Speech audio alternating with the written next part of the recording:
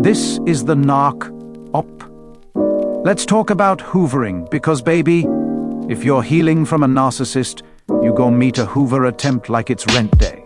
Hoovering is that manipulative, desperate, ego-starved trick they pull to suck you back into the emotional washing machine you escaped from. It's like they be waiting in the shadows with a dusty vacuum cleaner shaped like an iPhone notification, just hoping you slip. And the wild part? People always think they're too smart to fall for it, until that text hit at 11:47 p.m. talking about "Hey stranger," and suddenly you sitting there blinking at the screen like, "Stranger? I changed your diapers emotionally for 3 years. You better block that mess." When narcissists hoover, it ain't because they healed, it ain't because they miss you, and it ain't because they suddenly discovered accountability like it's a new flavor at Starbucks. No, they hoover because your peace offended them. Your silence activated their insecurities. Your glow-up made their ego itch. And science backs this up.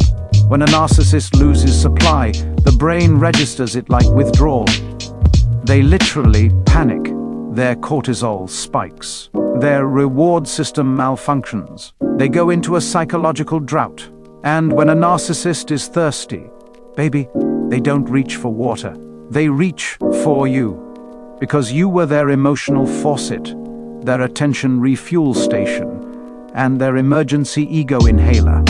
But here's where it gets messy. Your brain also has withdrawal. Trauma bonding rewires your dopamine like cheap Wi-Fi. You get the strongest signal during the most toxic moments. Your nervous system got conditioned by chaos.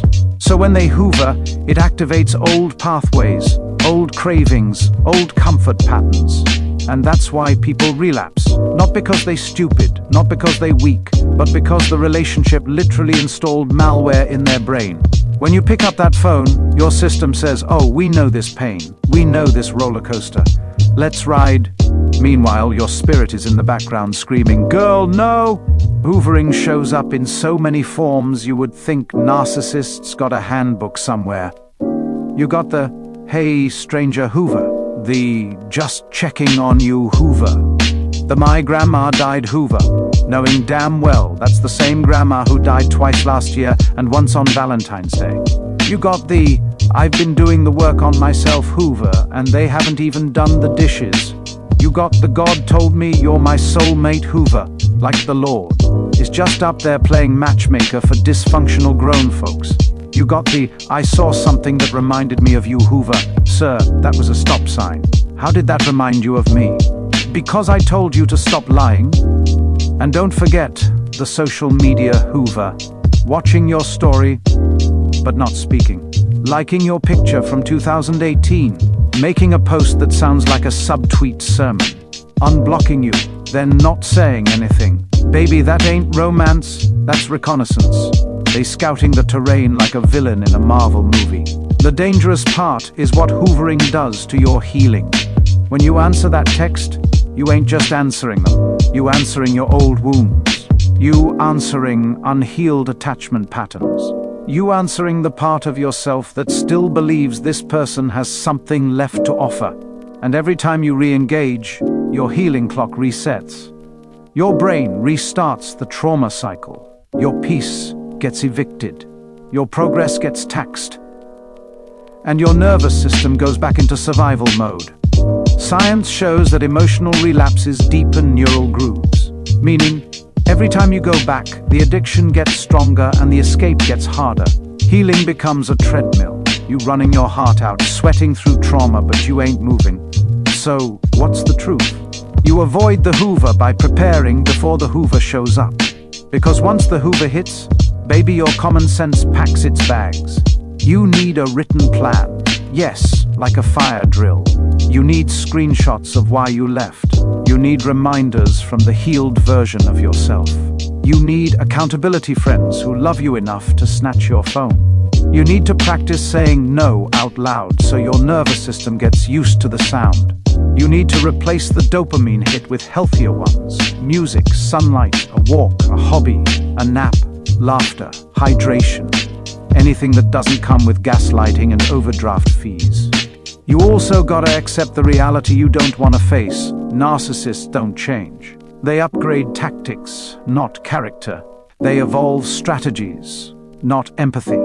They adapt manipulation, not maturity. A narcissist coming back is not a redemption arc, it's a rerun. Don't get excited when they come back around. Trash day comes every week. That don't mean the trash grew as a person. Avoiding the Hoover means choosing the healed version of you instead of the addicted, traumatized version of you.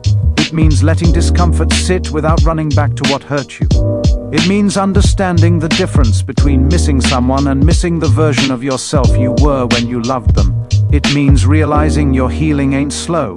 You just keep letting somebody press the reset button. Every time you let a Hoover crack open your peace, you're delaying the life you're supposed to be living. You heal faster when you stop believing the lie that the narcissist is the one who can give you peace, closure, or validation. They can't. They won't. They never could. They only return to reclaim access, not rebuild connection. You don't need one more conversation. You don't need just one dinner. You don't need to see if they've changed. You don't need to hear them out. Closure is not something they give. It's something you create. And the moment you stop giving them access to the parts of you you've been trying to heal, your life starts moving again. Your joy returns. Your clarity sharpens. Your nervous system relaxes. Your brain recalibrates. Your confidence comes back online. Peace will start feeling like home instead of a vacation. At the end of the day, avoiding the Hoover is about deciding you're done with cycles, done with patterns, done with emotional roulette, done with believing potential over proof, done with letting a person who ain't growing slow down your growth, and done with letting the past use your future as collateral. The moment you choose you, the Hoover loses power. The vacuum stops vacuuming. The snake stops slithering. The spell breaks. And your healing? It skyrockets. This is the Narc op.